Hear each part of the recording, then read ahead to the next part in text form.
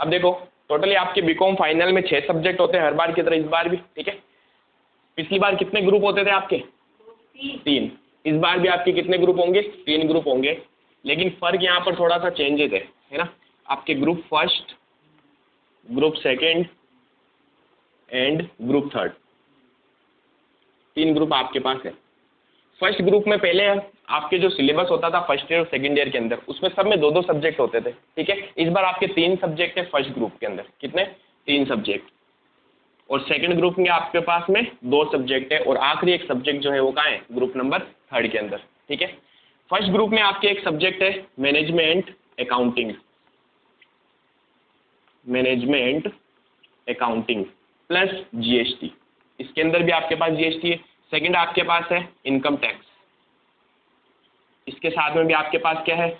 GST, ठीक है। और थर्ड आपके पास में सब्जेक्ट है ऑडिटिंग। आज ही एग्जाम था इनका बच्चों का, ऑडिटिंग यानी कि अंकेक्षण। हिंदी मीडियम कौन कौन नहीं था? सब हिंदी मीडियम ही हो, इंग्लिश मीडियम वो एक ही आई है भी। ग्रुप 2 के अंदर आपके पास में है फाइनेंशियल मार्केटिंग ऑपरेशन, ठीक है। और थर्ड है आपके पास फाइनेंशियल मैनेजमेंट, ठीक है। ये 2 सब्जेक्ट इसके अंदर है, और लास्ट वाले में आपके पास में है नहीं, इसमें से अभी बताऊंगा आपको प्रैक्टिकल कौन कौन सा सब्जेक्ट है। यहाँ पर आ जाएगा आपके इंटरनेशनल मार्केटिंग, ठीक है। अब देखो इस बार आपके फाइनल में थोड़ी दिक्कत आपको ये होने वाली है, पहले तो 2-2 सब्जेक्ट होते थे, ठीक है। तो हमें टोटल मिला के कितने नंबर लाने पड़ते थे? पर सब्जेक्ट में 36, तो 2 सब्जेक्ट में हमें 72 मार्क्स लाने पड़ते थे। अब इसका एडजस्टमेंट कैसे होता था? अगर एक सब्जेक्ट में 20 नंबर आ गए, दूसरे में हमने 52 लेके आ गए, तो हमारे पास में 72 हो गए, तो आप पास थे। इस बार आपको क्या करना है? यहाँ पर 3 सब्जेक्ट आ गए तो यहाँ ईजी हो गया, यहाँ 2 में ईजी हो गया, लेकिन वहाँ पर अब क्या करने पड़ेंगे आपको? 36 एग्जैक्ट लाने ही पड़ेंगे, तो वहाँ पर आपका सेट ऑफ नहीं होगा, ठीक है। यहाँ पर आपको टोटल मिला के कितने? 36 और 36 लाने, तो आप पास हो जाओगे। चाहे एक में 20 नंबर आए, एक में 10 आए और बाकी में अच्छे मार्क्स आए, तो भी आपके क्या हो जाएगा? कवर हो जाएगा, ठीक है। अब इसके अंदर आपके जो प्रैक्टिकल सब्जेक्ट रहते हैं, प्रैक्टिकल में क्या क्या रहेगा? एक तो मैनेजमेंट अकाउंटिंग, ये आपके प्रैक्टिकल सब्जेक्ट है, ठीक है। दूसरा आपके प्रैक्टिकल रहेगा कौन सा? Income tax. तीसरा आपके प्रैक्टिकल रहेगा फाइनेंशियल मैनेजमेंट। ये 3 सब्जेक्ट आपके प्योरली प्रैक्टिकल के हैं। ऑडिटिंग थ्योरी का सब्जेक्ट है, ठीक है। फाइनेंशियल ऑपरेशन थ्योरी है, और इंटरनेशनल मार्केटिंग भी क्या है? थ्योरी है। तो थ्योरी की बुक्स अगर आप बाद में भी लाओगे तो भी चलेगा, लेकिन कल आपको कम से कम 2 बुक्स लानी है, क्योंकि हमारी रेगुलर जो क्लास होगी 2 सब्जेक्ट की होगी, 3 सब्जेक्ट अपन साथ में नहीं पढ़ पाएंगे। कल मैं आपके जो स्टार्ट करवाऊंगा, वैसे तो आज स्टार्ट करेंगे। एक तो अपन इनकम टैक्स, ठीक है। इनकम टैक्स सबसे लेंदी आपके कोर्स होने वाला है, सबसे लेंदी, क्योंकि इसकी बुक भी बहुत बड़ी आएगी और इसके बहुत सारे प्रोविजंस हैं, वो प्रोविजन आपको याद करने पड़ेंगे, ठीक है। प्रोविजंस भी याद करने, और साथ साथ में आपको इसका जो सिलेबस है ना, इतना लेंदी है कि ये आपके इस और इस दोनों सब्जेक्ट को कवर कर लेता है। यानी जितना टाइम हमें ये 2 सब्जेक्ट करने में लगेगा, उतना अकेला कौन सा ले लेगा? इनकम टैक्स ले लेगा, ठीक है। मैनेजमेंट अकाउंटिंग लेंदी है थोड़ा, लेकिन कंपेयर टू इनकम टैक्स थोड़ा कम है, ठीक है। फाइनेंशियल मैनेजमेंट सबसे कम टाइम में हमारा कोर्स होने वाला है। हम चाहें तो 20 दिन के अंदर अंदर फाइनेंशियल मैनेजमेंट की पूरी बुक कर सकते हैं, ठीक है। लेकिन फर्क क्या होता है? ये बुक जितनी इजी लगती है ना, 20 दिन में हो गई सर तब तो क्या है, लेकिन एग्जाम के अंदर इसकी थ्योरी बहुत ज़्यादा आती है, ठीक है। और इसकी थ्योरी बहुत ही टफ पढ़ने वाली है, क्लियर। तो प्रैक्टिकल तो इसके बहुत ज़्यादा इजीली हो जाएंगे, लेकिन थ्योरी इसकी बहुत ज़्यादा हमारे पास में टफ पड़ेगी, तो समझना यहाँ पर भी अच्छा है।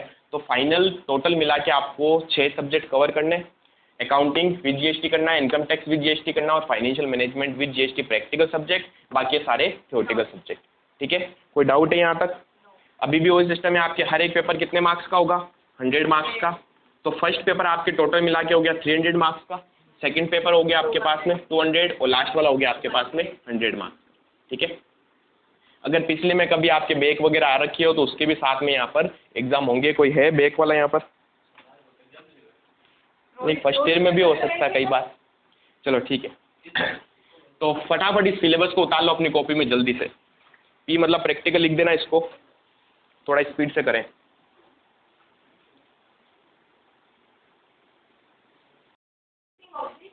Financial marketing operation. अब देखो, आज अपन अभी पहले स्टार्ट कर देते हैं। पहले इनकम टैक्स स्टार्ट करें कि फाइनेंशियल मैनेजमेंट? इनकम टैक्स क्या बात है, ऐसा ही काम कर रहे हैं हम, इनकम टैक्स वाला ही तो वो स्टार्ट कर देना, फाइनेंस का लिख लिया ये। अब देखो इनकम टैक्स स्टार्ट करते हैं। हेडिंग डाल देना इनकम टैक्स, बहुत लेंथी है हमारे पास में, तो ज़्यादा टाइम हम इसी सब्जेक्ट को देने वाले रेगुलर की हमारी क्लासेस के अंदर, ठीक है। तो आज हम इनकम टैक्स के कुछ बेसिक कॉन्सेप्ट को डील करते हैं। बेसिक कॉन्सेप्ट इसके होते हैं क्या है, बेसिक कॉन्सेप्ट। पहले तो बताओ क्या समझते हो आप इनकम टैक्स के बारे में। अच्छा हिंदी में क्या कहेंगे इसको, आयकर।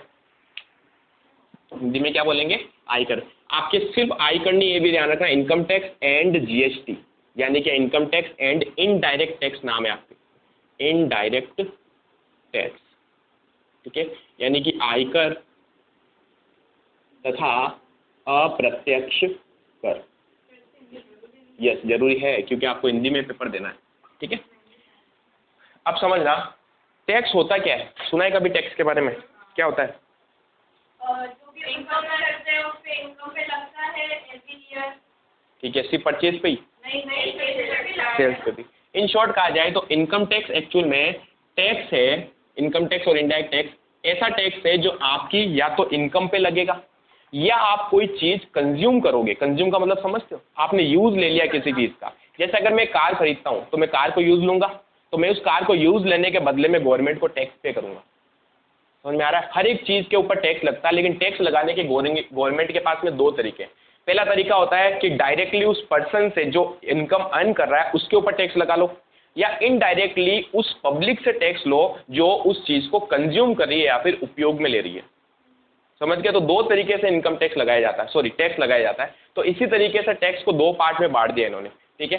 टैक्स के दो टाइप कौन कौन से हो गए, दो पार्ट कौन कौन से हो गए। फर्स्ट इन्होंने बोला टैक्स को डायरेक्ट टैक्स, क्या बोला, डायरेक्ट टैक्स, और दूसरा इन्होंने टैक्स का नाम दे दिया इनडायरेक्ट टैक्स, ठीक है। दोनों आपके सिलेबस में है, बट इनडायरेक्ट टैक्स का कुछ पार्ट ही आपके पास में कंप्लीट नहीं है, डायरेक्ट टैक्स तो पूरा आपके सिलेबस में। डायरेक्ट टैक्स का मतलब हिंदी में अगर इसको कहें प्रत्यक्ष कर और अप्रत्यक्ष कर। जैसा कि नाम से पता चल रहा है, प्रत्यक्ष कर वो कर होता है जो पे करता है, यानी जिसने इस कर का भुगतान किया है वही उस कर को वहन भी करता है, बियर करता है। वहन करने का मतलब यहाँ क्या हुआ, मैंने वेतन कमाया, सैलरी कमाई, इस सैलरी के ऊपर मुझे गवर्नमेंट को टैक्स देना है, ठीक है। तो सैलरी भी किसने कमाई है, मैंने, और टैक्स भी कौन दे रहा है, मैं ही टैक्स दे रहा हूँ। तो इसका मतलब ये कौन सा टैक्स हो गया, डायरेक्ट टैक्स। यानी जो उस इनकम को कमा रहा है वो खुद अगर टैक्स दे तो इसी को अपन क्या बोलते हैं, डायरेक्ट टैक्स। और अगर जो उस इनकम को अर्न कर रहा है, ठीक है, या फिर जो टैक्स पे कर रहा है वो खुद उस टैक्स को पे नहीं करे, यानी जिसको वास्तव में टैक्स का भुगतान करना चाहिए वो खुद टैक्स का भुगतान नहीं करके किसी तीसरी पार्टी के थ्रू टैक्स का भुगतान करवाए, तो इसे हम कहते हैं इनडायरेक्ट टैक्स। फॉर एग्जाम्पल हमने कहा जीएसटी, सुना है जीएसटी। मैं कोई चीज खरीदने जाता हूँ, ठीक है, सपोज करो मैं कुछ राशन का माल खरीदने के लिए गया, परचून का कुछ मैंने आइटम्स परचेज किए, मैं वहाँ गया और मैंने वहाँ जाके कहा, मैंने कहा भाई 500 रुपये की चीज़ मुझे दे दो। अब गवर्नमेंट कहती है कि अगर इस आदमी ने कोई माल खरीदा या कोई भी चीज़ खरीदी तो अब ये इस चीज़ का उपयोग करेगा, यूज़ लेगा इस चीज़ को, तो गवर्नमेंट कहती है इससे टैक्स लो। किससे टैक्स लो, जिसने चीज़ खरीदी है, ठीक है। तो गवर्नमेंट ने क्या बोला, इससे टैक्स लो, लेकिन क्या गवर्नमेंट के लिए पॉसिबल होगा हर एक आदमी से टैक्स कलेक्ट करना? क्या वो इसके घर पहुंच जाएगी, ला भाई 500 रुपये की चीज़ खरीदी, टैक्स निकाल? नहीं ले सकती। तो गवर्नमेंट ने बोला कि हर एक इंसान के पास में, हर एक व्यक्ति के पास में जाना इसके लिए पॉसिबल नहीं होगा। तो गवर्नमेंट ने कहा हम उस आदमी को पकड़ते हैं जो इस चीज़ को बेच रहा है उसको। आए समझ में? हमने कहा ये जो दुकान है जिसने ये परचून का आइटम बेचा है इसका नाम है एक्स। ये कौन है, ये एक बिजनेसमैन है। कौन है? बिजनेसमैन। गवर्नमेंट पहुंच गई किसके पास में, इनकम टैक्स डिपार्टमेंट पहुंच गया एक्स के पास में, और जाके बोला कि आप जिस भी आदमी को माल बेचोगे या सेल करोगे उससे आपको टैक्स कलेक्ट करना है। क्या कलेक्ट करना है? टैक्स। और वो टैक्स कलेक्ट करके आप हमें जमा करा देना। समझ में आया? तो बताओ गवर्नमेंट को टैक्स जमा कौन कराएगा? एक्स। जमा कौन कराएगा? एक्स। लेकिन क्या टैक्स एक्स भर रहा है क्या, या किसी और आदमी का टैक्स था जो वहां से कलेक्ट करके गवर्नमेंट को जमा कराया जा रहा है? समझ गए? तो यहाँ पर ये टैक्स कैसे आएगा, ये जो कस्टमर है, इस कस्टमर ने क्या किया, इस दुकान पर गया और कुछ परचून का आइटम खरीदा। इस परचून के आइटम के साथ में उसने क्या किया, गवर्नमेंट को टैक्स पे कर दिया, ठीक है। और ये टैक्स किसके पास गया, पहले एक्स के पास। यानी टैक्स कलेक्ट किसने किया? एक्स ने। और अब ये एक्स क्या करेगा, गवर्नमेंट को जमा कराएगा। यानी कि जो भुगतान कर रहा है ना टैक्स, क्या वही वहन कर रहा है? क्या वहन वो नहीं कर रहा, बियर वो नहीं कर रहा, बियर कोई और थर्ड पार्टी करती है। समझ गए? ये जो टैक्स होते हैं ये हमारे कौन से टैक्स कहलाते हैं? Indirect tax. तो जीएसटी कैसा टैक्स होता है? Indirect tax. क्या जीएसटी हम खुद गवर्नमेंट को देते हैं? नहीं, हम उस दुकान वाले को देते हैं, वो दुकान वाला क्या करता है? गवर्नमेंट को जमा करवा देता है।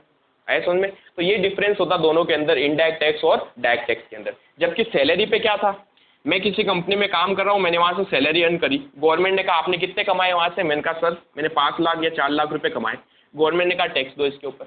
ठीक है, तो ये इस सैलरी के ऊपर सपोज करो 10% टैक्स लग रहा है। ठीक है, रेट अलग अलग होती है, सपोज कीजिए 10% लग रहा है, तो 40,000 टैक्स बना। ये 40,000 टैक्स मैं डायरेक्टली किसको डिपॉजिट कराऊंगा? गवर्नमेंट को। तो बताओ टैक्स पे कौन कर रहा है? मैं पे कर रहा हूँ। और इस टैक्स का भार भी कौन वहन कर रहा है? मैं वहन कर रहा हूँ। बेयर भी मैं कर रहा हूँ और पे भी मैं कर रहा हूँ। तो ये कैसा टैक्स हो गया? Direct tax. समझ गए? डायरेक्ट टैक्स को ही हम बोलते हैं इनकम टैक्स। क्या बोलते हैं? Income tax. तो इनकम टैक्स से क्या होता है? डायरेक्ट टैक्स होता है। क्लियर दोनों के बीच में डिफरेंस? सबसे पहले तो कि डायरेक्ट टैक्स क्या होता है और इनडायरेक्ट टैक्स क्या होता है। डायरेक्ट टैक्स वो टैक्स होगा जो पे करता है वही वहन करे, और इनडायरेक्ट टैक्स वो टैक्स होगा जो पे कर रहा है वो वहन नहीं करे और किसी तीसरी पार्टी का टैक्स गवर्नमेंट को जमा कराए। समझ गए? इसमें और भी बहुत सारे हमारे पास में एग्जाम्पल है। पहले वेट चलता था, सुना? VAT, value added tax. GST के आने से पहले बहुत सारे और टैक्सेस चले थे, उन सारे टैक्सेस को खत्म करके उनकी जगह सिर्फ एक सिंगल टैक्स लगा दिया हमने, क्या? जीएसटी। समझ गए? अब काफी गुड्स के ऊपर जीएसटी लगता है, लेकिन अभी भी कुछ चीजें ऐसी है जहां पर वेट भी लग रहा है। यस, ठीक है, तो ये हम सब डिस्कस करने वाले हैं। तो फर्स्ट तो आपके ये क्लियर हो जाना चाहिए कि डायरेक्ट टैक्स क्या होता है और इनडायरेक्ट टैक्स क्या होता है। तो जब भी मैं बोलूँ इनकम टैक्स कैसा टैक्स है, तो आप क्या बोलोगे? डायरेक्ट टैक्स है। जीएसटी कैसा है? इनडायरेक्ट टैक्स है। यहाँ तक पॉइंट क्लियर? अब टैक्स के अंदर हम इनकम टैक्स की बात करें, इनडायरेक्ट टैक्स पे तो अपन बाद में आएंगे। आपके बता दूं सिलेबस के अंदर जीएसटी है 20 नंबर का टॉपिक है, यानी आपके 5 यूनिट में पूरे पार्ट डिवाइड किए गए। 5 यूनिट में से आपके यानी यूनिट नंबर 1, यूनिट 1, 2, 3, 4, 5 सारी यूनिट्स कितने कितने मार्क्स की होती है? 20, 20, 20, 20 और 20। ठीक है, इस बार आपकी जो 5वीं यूनिट है ना, वो पूरी की पूरी यूनिट नंबर 5 क्या है? जीएसटी है। यानी अकेला पार्ट जीएसटी का, और मैक्सिमम पता है 4 से 5 क्लास में आप जीएसटी कवर कर लोगे, यानी फ्री के नंबर है मान लो। ठीक है, तो फ्री के नंबर जीएसटी में तो अपने को लेने ही है, छोड़ना ही नहीं है। इसके अलावा अच्छा ये कितने दिन में कवर कर लोगे? 15 से 20 दिन में। और ये सारी क्लासेस आपको कवर करने में कम से कम लग जाएंगे 4 महीने, 4 मंथ। ये कम से कम बताया मैंने, ज़्यादा नहीं। ठीक है, इतना तो लगेगा ही लगेगा, इससे ज़्यादा ही लगना है, इससे कम नहीं लगेगा। ठीक है, नहीं जीएसटी बाद में करेंगे, क्योंकि ये बिना इसके समझे हुए आप नहीं समझ पाओगे। ठीक है, तो अब बात करते हैं अपन इनकम टैक्स की। तो इनकम टैक्स के अंदर कुछ हम प्रोविजंस पढ़ते हैं कि इनकम टैक्स के अंदर एक एक्ट लागू होता है। एक्ट समझते हो क्या होता है? एक्ट यानी कि अधिनियम। ठीक है, इनकम टैक्स कैसे काम करेगा, ये कैसे काम करेगा, किस तरीके से टैक्स लिया जाएगा, किसके ऊपर कितना प्रतिशत से टैक्स लेना है, ठीक है, कौन टैक्स पे करेगा, सारे जो प्रोविजन है ना वो एक एक्ट में लिखे हुए हैं। कहाँ पर लिखे हुए हैं? एक्ट के अंदर। तो इनकम टैक्स के ऊपर जो एक्ट एप्लीकेबल होता है उसका नाम है income tax act, income tax act 1961, 1961। ठीक है, क्या नाम है? Income tax act 1961। ये एक्ट एप्लीकेबल होगा इसके ऊपर, जो सारी चीजें बताएगा। देखिए इनकम टैक्स और किसी भी तरीके का अगर टैक्स होगा, मैं कुछ भी बात अगर आपको बताऊंगा ना कि इसके ऊपर 10% टैक्स लगता है, तो ये कहाँ लिखा हुआ 10% टैक्स? यहाँ लिखा हुआ है। तो हर वो चीज़ जो हम बताएंगे आपको, जो प्रोविजन बताएंगे, वो सारी चीज़ें यहाँ पर लिखी हुई है। हम मन से इसके अंदर कुछ नहीं जोड़ सकते, थ्योरी का सब्जेक्ट नहीं है ये, समझ गए? तो सारे प्रोविजंस हैं, और वो प्रोविजन कहाँ पर लिखे हुए हैं? यहाँ पर। ठीक है, अब इनकम टैक्स के ऊपर बताइए, इनकम टैक्स कौन देता है? Who page income tax?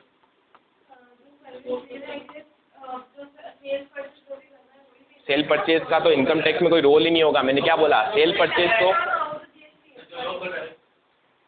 कौन पे करेगा? यहाँ पर एक सिंपल सी डेफिनेशन लिखी इनकम टैक्स के अंदर की,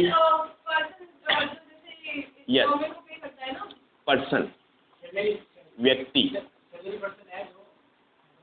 मैं तो कह रहा हूँ कौन पे करता है इनकम टैक्स में, सिर्फ एक शॉर्ट में वर्ड लिखा हुआ, कौन पे करेगा इनकम टैक्स? पर्सन, व्यक्ति। ठीक है, अब पर्सन के लिए हमें पता क्या करना पड़ेगा? हमें व्यक्ति की डेफिनेशन पढ़नी पड़ेगी। तो इनकम टैक्स में इसकी एक डेफिनेशन दे रखी है। क्या व्यक्ति का मतलब एक इंसान ही होगा सिर्फ? नो, यहाँ पर उन्होंने बोला व्यक्ति के अंदर कौन कौन शामिल है? एक व्यक्ति, एकल व्यक्ति, या जिसको हम इंग्लिश में बोल सकते हैं इंडिविजुअल। एकल व्यक्ति, जैसे हम सैलरी कमा रहे वगैरह वो। HUF सुना है, हिंदू अनडिवाइडेड फैमिली, संयुक्त हिंदू परिवार, HUF भी इसमें आता है, ठीक है। कंपनीज सुना है, कंपनी, कंपनी को भी इन्होंने क्या बोला, व्यक्ति मान लो, आ रहा है सुन में। इन्होंने बोला AOP, एसोसिएशन ऑफ पर्सन्स, व्यक्तियों का संघ, ठीक है। इन्होंने बोला कोऑपरेटिव सोसाइटी, क्या होता है कोऑपरेटिव सोसाइटीज, सुना है, सहकारी समितियां वगैरह होती है वो सब। यानी कि इन्होंने शॉर्ट में कहा जाए तो व्यक्ति से लेकर सारे किसी भी तरीके का जो बिजनेस होता है उन सबको शामिल कर लिया किसके अंदर, व्यक्ति के अंदर। इन्होंने क्या बोल दिया, हाँ NGO भी इसके अंदर आएगा अगर वो टैक्स पे करता है तो, ठीक है।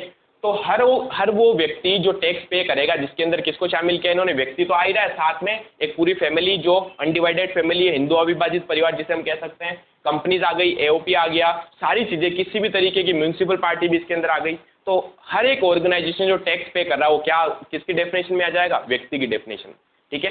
तो पर्सन की एक डेफिनेशन दे रखी है। तो अब वापस बताइए टैक्स कौन पे करेगा, ये मैं आपको वापस बताऊंगा, इसकी डेफिनेशन भी बताऊंगा। कोई भी व्यक्ति टैक्स पे करेगा, ठीक है। टैक्स कब पे किया जाता है, व्हेन, साल में एक बार होता है, एंड ऑफ द मार्च। जरूरी नहीं है साल में एक बार हो। मैंने टैक्स का बोला, मैंने टैक्स का बोला, मैंने ये नहीं बोला कि इनकम टैक्स, टैक्स कब पे करते हैं। हर एक टैक्स का एक टाइम पीरियड फिक्स होता है, ठीक है। जैसे अगर मैं GST की बात करूं तो पता है GST कब पे किया जाता है, मंथली। आपने एक महीने में कितनी सेल करी, कितनी परचेज करी, उसके बेस पे आपको एक स्टेटमेंट बनाना है, उसके ऊपर टैक्स आपको पे करना है नेक्स्ट मंथ, यानी एक महीने की सेल के ऊपर आपको नेक्स्ट मंथ टैक्स पे करना होता है। इनकम टैक्स जो है वो कब पे किया जाता है, वो किया जाता है, एक फिक्स टाइम पीरियड होता है 1 साल का। क्या होता है, 1 साल का। यानी कि आप ये टैक्स पे कब करोगे, आप ये टैक्स पे करोगे ऑफ 1 ईयर, ऑफ 1 ईयर, यानी 1 साल का, आप 1 साल खत्म जब हो जाएगा उसके बाद में आप क्या करोगे, टैक्स पे करोगे। अब ईयर्स के अंदर भी हमारे इनकम टैक्स में 2 साल होते हैं, ठीक है। जैसे अभी मैंने आपको बताया GST में हमने टैक्स कब पे किया, 1 महीने की सेल करी उसके बाद पे किया।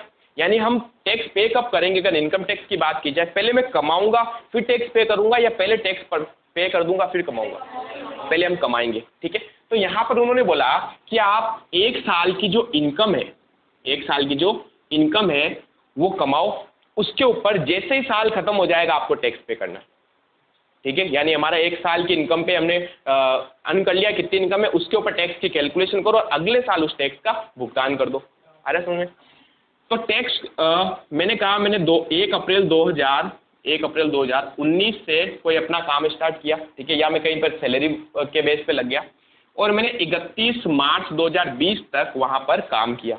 उन्होंने मुझे सैलरी दी, कितने टाइम की सैलरी दी होगी, 1 साल की, 12 महीने की, ठीक है। इस 12 महीने की सैलरी पे मैं टैक्स कब दूंगा, जब ये पूरा साल खत्म हो जाएगा और अगला साल स्टार्ट हो जाएगा, तो मैं उनको बताऊंगा कि मैंने इस साल इतनी कमाई करी और मैं टैक्स आपको अब पे कर रहा हूँ, ठीक है। ये जो साल होता है ना, इस साल को हमारे इनकम टैक्स में बोला गया है फाइनेंशियल ईयर। क्या बोला गया है, फाइनेंशियल ईयर। हिंदी में कहा जाए तो वित्त वर्ष, वित्तीय या फिर वित्त वर्ष, ठीक है। कोई भी साल हो उस साल को हम क्या बोलेंगे यहाँ पर, फाइनेंशियल ईयर, ठीक है। तो पहली चीज तो किसी भी तरीके का साल होगा उसको हम क्या बोलेंगे, फाइनेंशियल ईयर। इसको शॉर्ट में कहा जाए तो इस साल को अपन पता क्या बोलते हैं, फाइनेंशियल ईयर 2019-20, ठीक है। अब मैंने कहा कि हमने कमाई कब करी, 1 अप्रैल 2019 से लेके 31 मार्च 2020। हम टैक्स कब पे करेंगे इस पे, हम टैक्स पे करेंगे 1 अप्रैल 2020 से लेकर 31 मार्च 2021 के बीच। इस टाइम हम क्या करेंगे, पे करेंगे। यानी यहाँ तो हमने अर्न कर लिया, कमा लिया, और यहाँ पर हम क्या करेंगे, टैक्स पे करेंगे। तो देखिए ध्यान से, हमारे पास में यहाँ पर 2 साल आ गए। 2 साल कौन कौन से हो गए, 1 साल हो गया जब हमने कमाया, और अगला साल कौन सा हो गया, जब हम कैलकुलेट करेंगे उसके ऊपर टैक्स और पे करेंगे, ठीक है। इस साल को हमारे इनकम टैक्स में बोला जाता है गत वर्ष या फिर प्रीवियस ईयर। कौन सा ईयर, प्रीवियस ईयर। हिंदी में इसको क्या बोलेंगे, गत वर्ष। यानी गत वर्ष कौन सा साल होता है, जिस साल आपने कमाया है, ठीक है। जिस साल आपने कमाया उसके ऊपर जिस वर्ष आप पे करोगे टैक्स, उस साल को हम बोलते हैं यहाँ पर असेसमेंट ईयर। क्या बोलते हैं, असेसमेंट ईयर। और इसे हिंदी में क्या कहा जाएगा, कर निर्धारण वर्ष। यस, इस साल की इनकम पर इस साल जो हमें टैक्स की रेट बताती है गवर्नमेंट, क्या बताती है? रेट। पता है ना टैक्स की रेट होती है 10% लगेगा या 20% लगेगा या 30% लगेगा, वो इस साल की रेट आएगी अलग से, उस रेट से हमें पिछले साल जो भी हमने इनकम कमाई उसके ऊपर हमें क्या पे करना पड़ेगा? टैक्स पे करना पड़ेगा। यहाँ तक कोई डाउट है? तो अभी तक बताओ, एक तो हमने पर्सन पढ़ा, इन सब की डेफिनेशन दे रखी है। हाँ, इनका भी एक्चुअल में क्या होता है, इस साल के अंदर अंदर पे करना होता है, उसके एक टाइम पीरियड फिक्स होता है। अब देखिए इस एक्ट के अंदर ही जो भी हम पढ़ रहे हैं ना, ये सब सेक्शंस में लिखा हुआ है। सेक्शन समझते हो? धाराएं बनाई हुई है हमारे पास, और उन धाराओं के अंदर ये सारी चीजें लिखी हुई है। ठीक है, तो हमारे पास में एक धारा आती है जिसको हम बोलते हैं चार्जिंग सेक्शन। क्या बोलते हैं? Charging section. और चार्जिंग सेक्शन के ऊपर धारा लगती है हमारे पास 4। कौन सी धारा है? 4। तो चार्जिंग सेक्शन कौन सी? 4, जो हमें क्या कहती है कि किसी भी व्यक्ति को प्रीवियस ईयर की इनकम के ऊपर, और इनकम भी उन्होंने क्या बोला, इस इनकम का नाम इन्होंने दे दिया, कौन सी इनकम? Total income. क्या बोला उन्होंने? Total income. तो वापस सुना, जो चार्जिंग सेक्शन 4 है वो क्या कहती है? चार्जिंग सेक्शन 4 कहती है किसी भी व्यक्ति को गत वर्ष की कुल आय पर कर निर्धारण वर्ष के अंदर उसकी दरों के आधार पर कर चुकाना है। आया समझ में? नहीं आया? सुनो, इंग्लिश में भी लिखा देता हूं अभी। यानी कि प्रत्येक व्यक्ति को गत वर्ष की कुल आय पर कर निर्धारण वर्ष में निर्धारित दरों के आधार पर, निर्धारित दरों के आधार पर कर चुकाना होगा। कर चुकाना होगा। आया समझ में? इंग्लिश में देखा जाए तो टैक्स पेबल या shall be charged in assessment year at prescribed rate of total income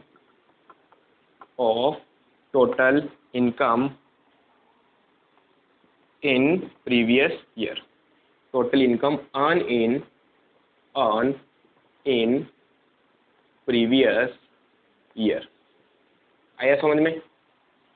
यहाँ तक कोई डाउट है? ये चार्जिंग सेक्शन 4 कहती है हमारी, यानी कि हमारे पास में जो भी इनकम टैक्स की जो मेन सेक्शन है ना, जो चार्ज करती है इनकम टैक्स, वो कौन सी है? 4।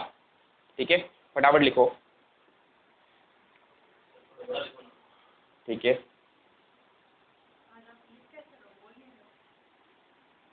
समझाया ना? समझाने के बाद लिख रहा हूँ, क्योंकि इनकम टैक्स में आपको सारे प्रोविजंस पढ़ने पड़ेंगे। अब देखो, ये जो अंदर ये पॉइंट्स देख रहे हो ना, इन सब के ऊपर एक एक सेक्शन बनी हुई है। ठीक है, हमारे पास में व्यक्ति जो है उसकी डेफिनेशन दे रखी है पर्सन की सेक्शन 231 में, धारा 231। ठीक है, यस, याद करनी पड़ेगी। इनकम टैक्स में आपको सारी सेक्शंस याद करनी पड़ेगी, बट इंपॉर्टेंट जो होगी वो मैं आपको सारी बता दूंगा। टोटल इनकम, अच्छा प्रीवियस ईयर आ गया, प्रीवियस ईयर गत वर्ष, गत वर्ष प्रीवियस ईयर के ऊपर हमारे सेक्शन काम करेगी 3। कौन सी? 3। कुल आय जो है उसके ऊपर हमारे सेक्शन काम करेगी सेक्शन 245। ठीक है, और कर निर्धारण वर्ष जो है उसके ऊपर हमारे सेक्शन काम करेगी सेक्शन 29। चार्ट बना दिया ना? ये चार्ट ही तो है, अब आप इजीली समझ जाओगे। तो 4 सेक्शन है हमारे पास में। इंग्लिश हो गई ना?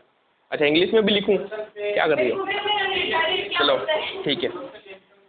तो असेसमेंट ईयर के ऊपर हमारे पास में सेक्शन 29 है।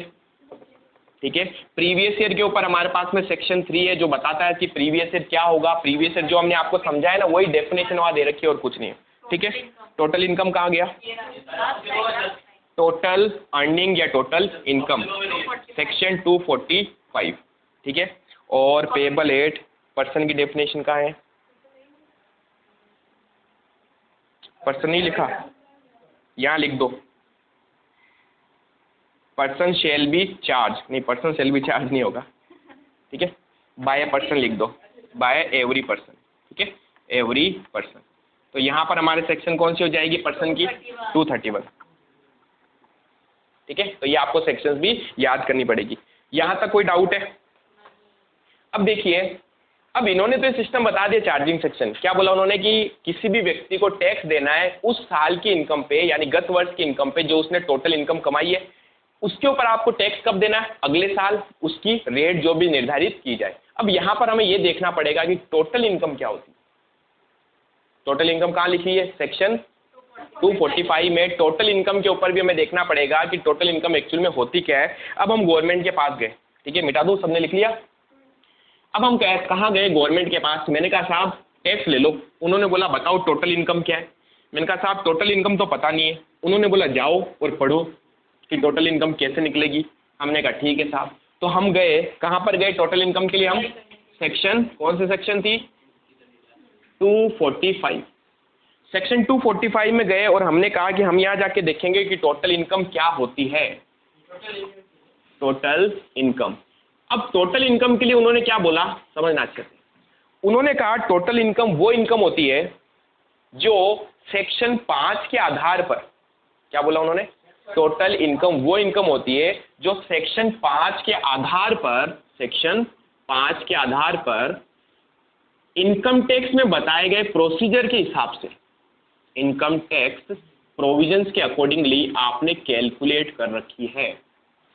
तो यहां इन्होंने ये नहीं बताया कि टोटल इनकम क्या है। इन्होंने क्या बोला?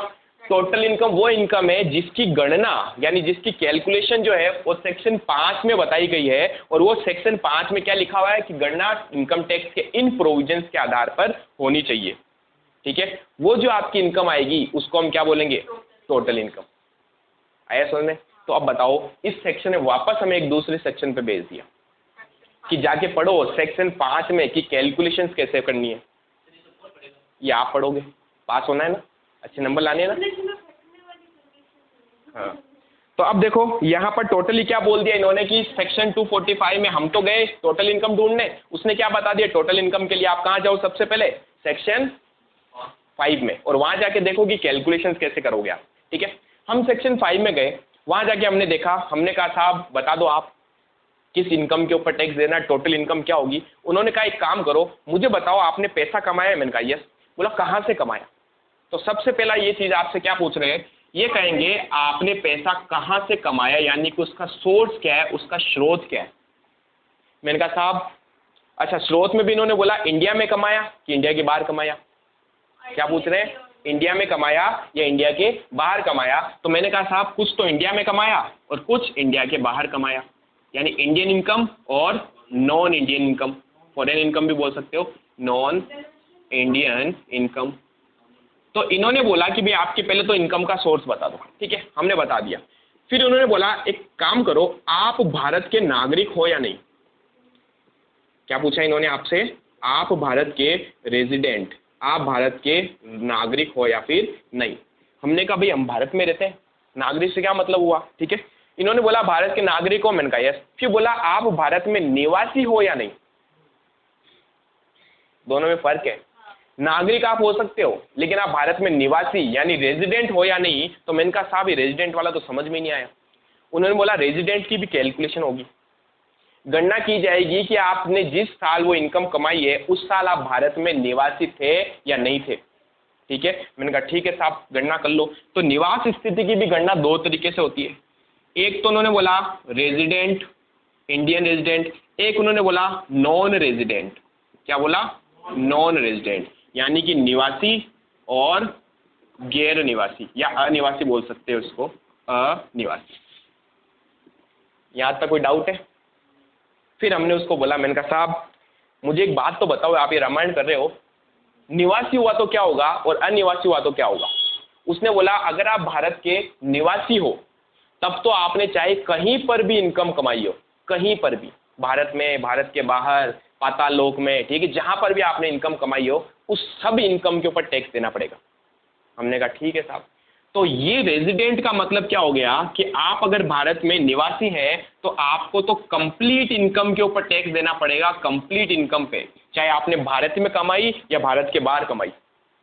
ठीक है, फिर मैंने कहा ठीक है साहब अब इसका भी बता दो। नॉन रेजिडेंट होगा तो क्या होगा? हम सारी चीज़ें पढ़ेंगे अभी तो हम बता रहे, एक ओवरव्यू दे रहा हूँ मैं आपको कि इनकम टैक्स एक्चुअल में लिया कैसे जाता है, ठीक है। आपको पता होना चाहिए कि सोर्स क्या होगा, इंडिया की इनकम है कि बाहर की इनकम है। फिर आपको पता होना चाहिए कि अगर मैं भारत में निवासी हूँ तो टैक्स दूंगा या नहीं दूंगा, ठीक है। तो ये सारी चीज़ें हम पढ़ेंगे अभी, ठीक है। इंडियन इनकम क्या होती है, नॉन इंडियन इनकम क्या होती है, रेजिडेंट आदमी कब होगा, नॉन रेजिडेंट कब होगा, ठीक है। फिर मैंने उससे पूछा, मैंने कहा भाई अगर मैं नॉन रेजिडेंट हूँ तो बता दे। उसने बोला अगर आप नॉन रेजिडेंट हो तो आपको सिर्फ उस इनकम पे टैक्स देना है जो आपने भारत से कमाई हो, यानी ओनली कौन सी इनकम, इंडियन इनकम, जिसका सोर्स क्या होना चाहिए, भारत होना चाहिए। मैंने कहा अच्छा, तो फिर मैंने अगर नॉन इंडियन से कोई इनकम कमाई, मैंने अमेरिका से कोई इनकम कमाई, बोला टैक्स नहीं देना। आ रहा समझ में? तो टैक्स के सोर्स और टैक्स के ऊपर आपकी स्थिति, ये दोनों बहुत इंपॉर्टेंट फैक्टर हो जाते हैं, ठीक है। तो उन्होंने क्या बोला, अगर आप निवासी हो भारत के, ठीक है, तो आपको सारी इनकम पे ही टैक्स देना है, चाहे इंडिया की हो या फॉरेन की हो, यानी इंडियन प्लस फॉरेन। लेकिन अगर आप अनिवासी हो तो आपको किस इनकम के ऊपर टैक्स देना है, आपको सिर्फ और सिर्फ इंडियन इनकम के ऊपर टैक्स देना है। यानी कि हम ऐसा मान रहे हैं कि भारत की जो इनकम है उसके ऊपर आप टैक्स हमें पे कर दो, क्योंकि फॉरेन की इनकम के ऊपर तो आपको वहां पर भी टैक्स देना पड़ेगा। मैंने अमेरिका में इनकम कमाई तो अमेरिका वाले टैक्स नहीं लेंगे क्या? कहेंगे अच्छा भारत के हो, चले जाओ जाओ ऐश करो, नहीं, वो हमसे टैक्स लेंगे, ठीक है। क्या बोलेंगे, यहाँ की इनकम है, यहाँ पर टैक्स देके जाओ। लेकिन अगर आप भारत के आदमी हैं, ठीक है, तो आपसे भारत की इनकम पे तो टैक्स लेंगे लेंगे हम, साथ में आपने वहां पर जो कमाए उस पर भी आपसे हम टैक्स लेंगे। यहाँ तक पॉइंट क्लियर है? पक्का? चलो आज यहीं तक करेंगे अपन का, सारी स्थिति अपन कल करेंगे। अब